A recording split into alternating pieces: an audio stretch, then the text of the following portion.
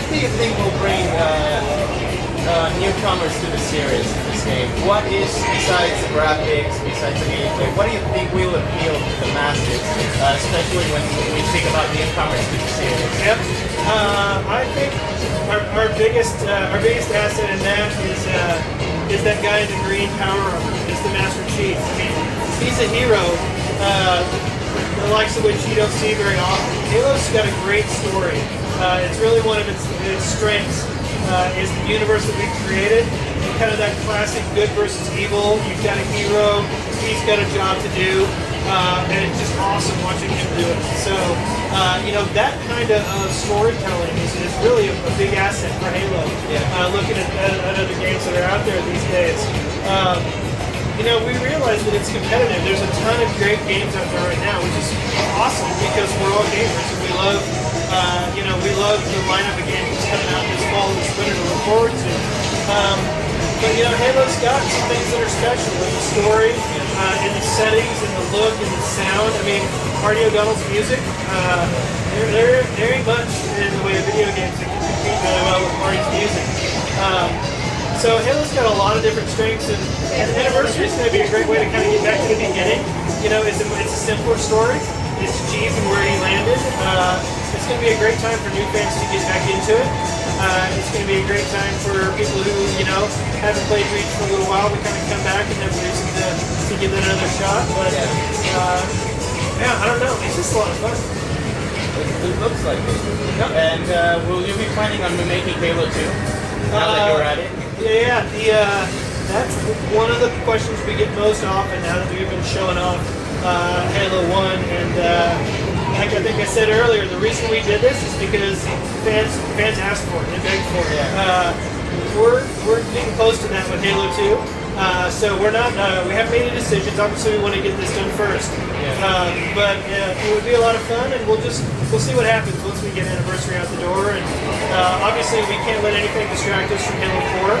That's got to be awesome. Really, that's the number one priority, making sure that that's great. But like I said earlier, we've got people all over the studio who can handle something like this at the same time as 4.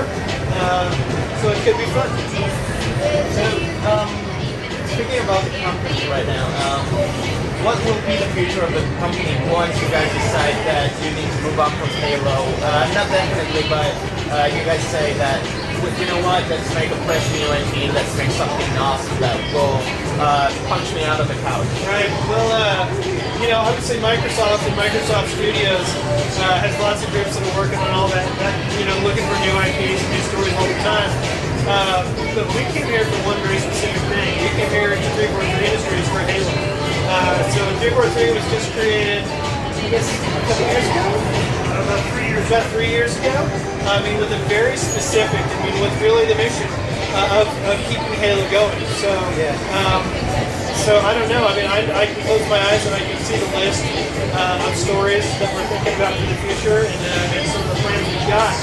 And I can tell you, we're going to have plenty of fun for Halo for a very long time.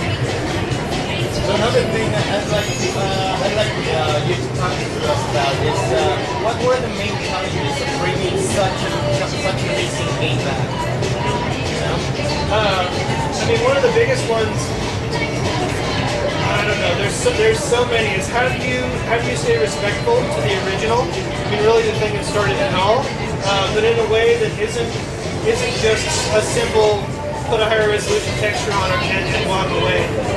That's why when we were going through the features speaking earlier, we really put a lot into this. It's not just a simple, switch the graphics and call it a day kind of thing. We've got new content, we've got new features, we've got new maps, we've got new audio, all of that. But on all of those things, like what you're seeing right now, you switch back and forth from old to new. So you've got this scene right here from the old game. And so, if you were in charge of it, and somebody came in and said, "Okay, make that look awesome," that's 1,000 tiny decisions that you have to make to figure out how to make that look awesome in a way that'll make Halo fans say, "Yeah, that's what that should look like." So every scene in the game has 10 or 100 or 1,000 tiny decisions that we had to make, and that we know that fans. Honestly, there's a lot of things in here that not everybody will agree with. Somebody will feel very strongly that barrel in the background shouldn't look like that.